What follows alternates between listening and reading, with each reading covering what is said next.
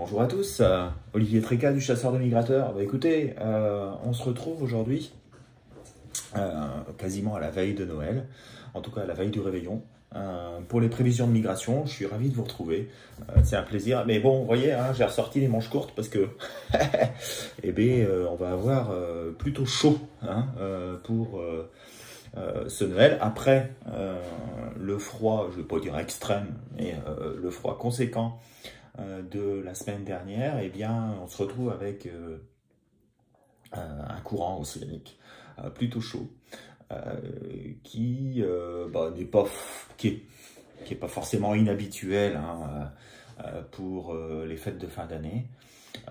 Peut-être que avec la lune de janvier, tout ça, ça va être un bon souvenir et peut-être qu'on va avoir du froid qui va arriver. En tout cas, en tout état de cause, pour l'instant, les fêtes de Noël, ce sera plutôt Noël au balcon hein, que Noël au tison. Et la semaine prochaine, ça ne se présente pas forcément de manière plus favorable. Cela dit, écoutez, on est toujours en plein hiver. Les oiseaux, ils sont sur leur lieu d'hivernage. Alors, ils sont partis vers leur lieu d'hivernage. Ils vont peut-être y revenir hein, à la faveur justement du redoux. Mais qui sait, alors on n'a pas vu vraiment de siffleurs hein, au coup de froid. Donc, ça veut dire qu'ils sont cantonnés là-haut sur des endroits plutôt favorables pour eux, où il y a de la nourriture et où eh bien, les températures négatives n'ont pas eu vraiment une grande influence. Donc je pense plutôt à des endroits de mer salée, etc., enfin de mer intérieure.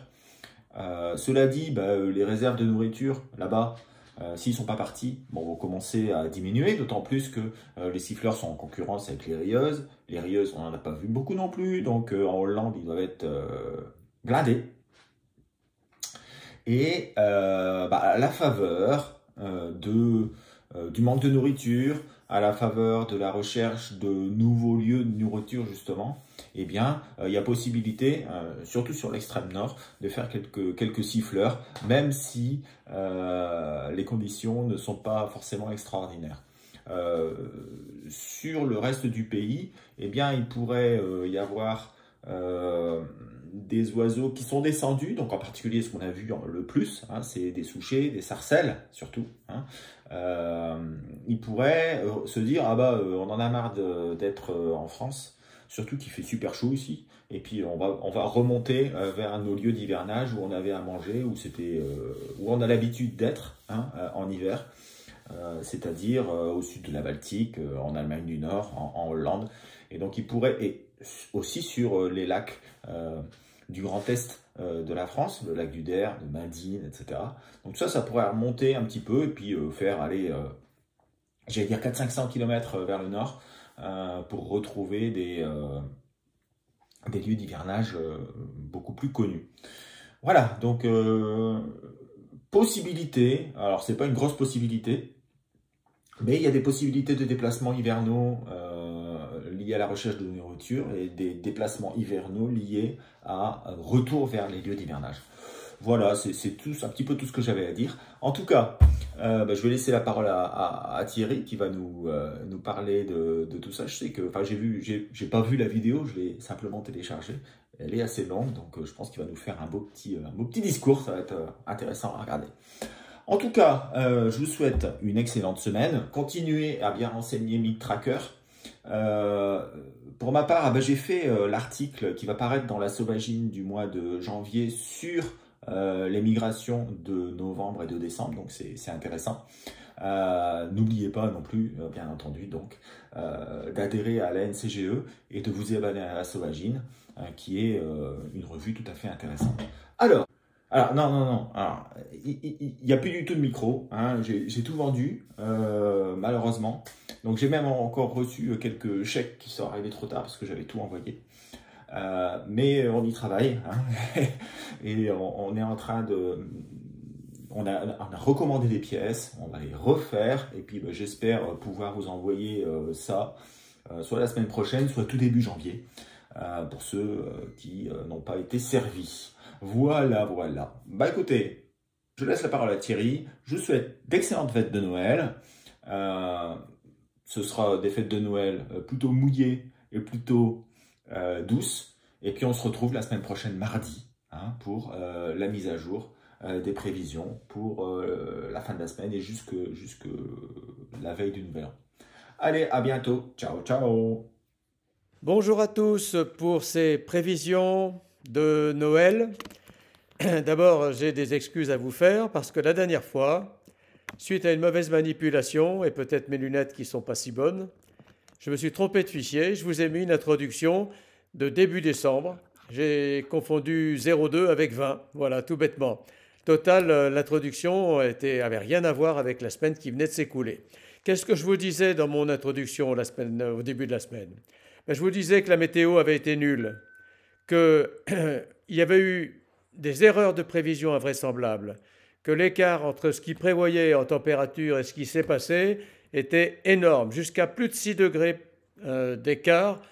C'est juste gigantesque, c'est juste pas gérable pour faire une prévision de météo et une prévision surtout de migration. Alors je vous disais que les sarcelles avaient été omniprésentes et donc elles avaient été dominantes mais à un degré extrême. Qu'il s'en était fait des tableaux très importants également.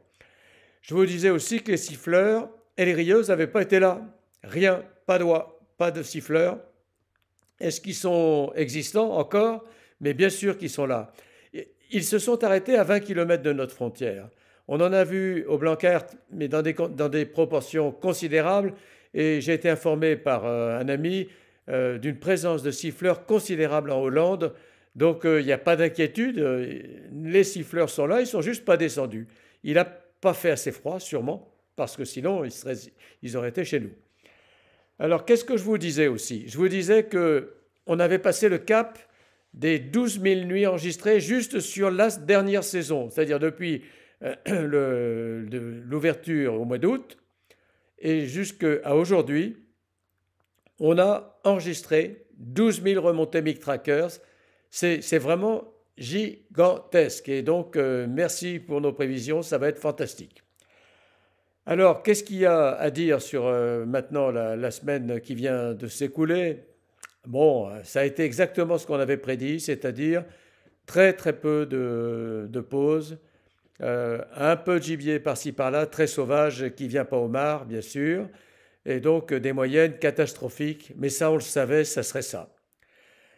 Qu'est-ce qu'on peut attendre maintenant pour la semaine qui vient? Malheureusement, pas grand-chose. On est enclenché dans un mouvement d'ouest qui ne fait pas bouger les oiseaux. Il y aura peut-être quelques repositionnements. Et à ce titre, je crois qu'il faudrait peut-être commencer à surveiller le sud. Bon, je pense que c'est un peu tôt. C'est peut-être dès la semaine prochaine, mais on va commencer à regarder de près ça parce que des repositionnements précoces, ça peut arriver si le temps est très très doux. Alors juste vous signaler aussi que nos amis américains subissent une des vagues de froid les plus importantes du siècle. Ils sont confrontés à des températures de moins 50 degrés dans certains coins. C'est effrayant. Donc évidemment, ce n'est pas à nous souhaiter un truc comme ça parce qu'on n'aurait même plus de canards.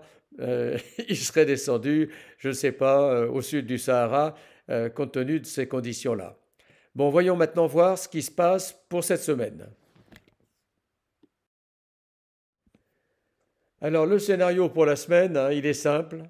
On a une dépression atlantique, une dépression sur la Scandinavie et un anticyclone, on va dire africain. Il y a vent d'ouest, vent de sud-ouest, vent d'ouest, vent de sud-ouest, rien à déclarer. Et donc ça, c'est malheureusement notre sort pour la semaine. Donc, qu'est-ce qu'on peut attendre? Les plus et les moins. Les moins, bon, le temps est très doux, la pluie est très fréquente, bon, il n'y a rien à dire là-dessus, hein, donc ça, le gibier ne va pas être vraiment gêné. La seule chose qui pourrait arriver, c'est qu'il y ait tellement d'eau qu'il ne peut plus manger dans les herbages, mais bon, c'est pas encore le cas. Et puis, donc, dans les plus de la situation, peut-être commencer à surveiller le sud. Si par hasard donc le baromètre montait sur Gibraltar, sur l'Espagne, il faudrait quand même regarder ça de près. Alors pour vendredi soir, on est dans le scénario de la semaine, c'est-à-dire vent d'ouest partout. Il y a beaucoup de rouge, les anticyclones ne sont pas là, la lune n'est pas là, et donc les vents ne sont pas favorables. Une moyenne de 1,2 pour la France, donc en dessous des moyennes normales de nombre de pauses. Pour samedi, c'est encore pire, mais c'est pas bien grave parce que c'est quand même le soir du réveillon, donc il n'y en a pas beaucoup qui vont à la hutte ce soir-là, et donc on a du rouge presque partout. Rouge sur les pressions, rouge sur les vents, rouge sur la lune, rouge sur la température. Il y a rien à espérer de plus que 1,2 pour samedi soir. Alors bon réveillon, certainement. Pour dimanche soir, on est exactement dans le même scénario. Je mets même une note en dessous de 1, ce qui est vraiment rare. On n'a même pas la chance d'avoir le sauve-bredouille, sauf pour certains. Donc du rouge presque partout. Les vents ne sont pas favorables, les pressions ne sont pas favorables, les températures ne sont pas favorables, la lune n'est pas favorable. Rien de rien, rien à espérer. Pour lundi, les vents continuent d'être défavorables à l'ouest. La couverture anticyclonique est très légèrement meilleure puisque le temps s'améliore par le sud-ouest, mais ce n'est pas du bon côté. Non, la note va être améliorée un peu, mais ça sera tout juste légèrement au-dessus de la moyenne de saison à 1,9. Donc ce n'est pas encore le grand déballage. Et pour mardi, eh bien, on est à peu près dans la même situation. Beau temps sur le sud, une dépression quand même en dessous des Açores. Il va falloir commencer à surveiller le sud-ouest peut-être, mais pour le reste, il y a rien, il n'y a pas grand-chose à espérer. En tout cas pour le moment, c'est sûr. Donc on va vous souhaiter de très très bonnes fêtes. Profitez bien, profitez de la famille et profitez des petits-enfants et des enfants. Et à très très bientôt après Noël. Au revoir. Pour les jours à venir et pour le week-end de Noël. Alors, pour la nuit de vendredi à samedi, alors qu'est-ce qu'on a? On a une dépression très importante, centrée au nord-ouest de l'Irlande et qui recouvre l'ensemble des îles britanniques. On en a une autre qui est centrée au nord de la Scandinavie, et entre les deux, on a un petit champ de haute pression, mais très très faible, euh, qui va pas forcément être très significatif. Donc on a quand même un vent de nord sur les côtes de la Norvège, mais bon, bah là-bas, tout est parti. Donc ce qu'il faut plus, c'est regarder vers le sud, où on a des hautes pressions qui sont sur l'Espagne. Alors ça, c'est toujours intéressant, parce que on sait que dès qu'il y a des hautes pressions là-bas, eh bien, le ciel, les masses d'air s'assèchent, on commence à voir les étoiles, etc. Et il se peut qu'il y ait quelques oiseaux qui arrivent sur le sud-ouest. Donc des oiseaux qui sont passés lors du coup de froid et qui sont pas encore remontés parce qu'ils se trouvaient bien et que le temps n'était pas assez favorable pour eux et qui peuvent remonter sur le sud-ouest. Donc éventuellement quelques oiseaux sur le sud-ouest, donc dans cette nuit de vendredi à samedi. Pour la nuit de samedi à dimanche, on a toujours des hautes pressions sur le sud de l'Europe et la même configuration au niveau des dépressions, sauf qu'on a une petite dorsale très faible qui se met en place sur la Biélorussie. Ça n'a pas duré très longtemps. Les vents sont toujours, enfin les flux sont toujours de sud-ouest et donc les températures seront relativement hautes. On a toujours quelques oiseaux de retour vers leur lieu d'hivernage au Benelux et en Allemagne euh, et qui peuvent passer partout sur toute la France. Dimanche à lundi, je vois pas vraiment de facteurs favorables parce que les pressions, malgré tout, elles baissent sur l'Espagne. On a une dépression qui est, enfin une faible dépression qui est sur le golfe de Gascogne, une autre qui est très creuse sur l'Islande, et des hautes pressions qui se sont décalées sur l'est. Enfin voilà. Donc on a toujours un flux de sud-ouest assez chaud finalement. La seule chose qui pourrait arriver, c'est quelques oiseaux qui fuient de nouveau l'Islande vers l'Irlande et éventuellement qui pourraient arriver sur le nord-ouest. Donc peut-être quelques bêtes d'Irlande et du Royaume-Uni sur les côtes de la Manche. Mais mis à part ça, je vois vraiment pas grand-chose. Lundi à mardi, les hautes pressions vont se mettre sur l'Espagne et sur le sud de la France. Donc là, il se pourrait qu'il y ait des oiseaux qui sont stationnés hein, sur le sud de la France, dans les réserves, euh, dans les réserves charentaises par exemple, etc., hein, qui pourraient décider de remonter vers le Der par exemple. Donc en particulier quelques sarcelles, quelques milouins, hein, qui pourraient remonter vers le nord. En particulier vers le nord-est du pays. Donc il se pourrait très bien qu'il y ait quelques oiseaux qui arrivent vers le nord-est du pays. Mardi à mercredi, bah, c'est blanc bonnet, bonnet blanc avec la veille, toujours des conditions correctes de déplacement vers le Benelux, vers les réserves du nord-est de la France, en provenance d'Espagne, en provenance du sud de la France, des réserves du sud de la France. Voilà. On pourrait aussi avoir des déplacements d'Espagne, par exemple, vers la Camargue. Ça peut être tout à fait intéressant. D'un autre côté, on a l'anticyclone de Sibérie qui se place, mais très loin sur la Sibérie. Et puis on a toujours une dépression, un train dépressionnaire hein, sur le nord de l'Europe, avec plusieurs pluies qui n'en finissent pas de se réactiver les uns avec les autres. Donc peut-être un petit retour, Sarcelles sous Chéminois, sur l'ensemble de la France et en particulier enfin sur l'ensemble de la France. Bon, il n'y a rien de particulier. Et puis bah, pour la nuit donc ça ce sera pour mercredi à jeudi. Vous voyez, on a trois pluies dépressionnaires. Ça fait un masque de dépression. Et donc ben là, ce sera quand même pas forcément extraordinaire. Toujours quand même des hautes pressions sur l'Espagne, c'est jamais mauvais.